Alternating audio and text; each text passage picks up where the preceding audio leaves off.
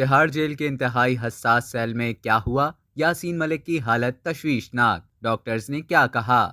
کشمیر کی آزادی کے لیے جدوجہد کرنے والے ممتاز سیاسی رہنما اور جموں کشمیر لبریشن فرنٹ کے سربراہ محمد یاسین ملک بھارتی دارالحکومت نئی دہلی کی بدنام زمانہ تہاڑ جیل میں دہشت گردوں کی مالی معاونت کے جھوٹے اور بے بنیاد الزام میں عمر قید کی سزا کاٹ رہے ہیں۔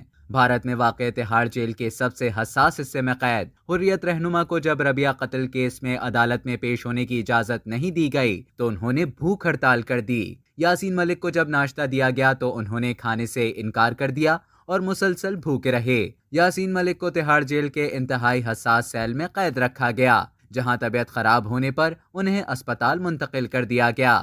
بھوک ہڑتال پر یاسین ملک کے جسم میں پانی کی کمی ہو گئی، انہیں انجیکشنز کے ذریعے فلوئڈز دیے جا رہے تھے، لیکن وہ یاسین ملک کے لیے کافی نہیں تھے۔ یاسین ملک کے بلڈ پریشر میں اتار چڑھاؤ کی وجہ سے انہیں دہلی کے RML اسپتال میں داخل کرایا گیا، جہاں ان کا علاج جاری ہے، تاہم طبیعت خراب بتائی جا رہی ہے۔ اب تک کے لیے اتنا ہی۔ مزید خبروں اور نیوز اپڈیٹس کے لیے ڈیلی جنگ کے YouTube چینل کو سبسکرائب کریں اور فیس بک کے پیج کو لائک کرنا نہ بھولیں۔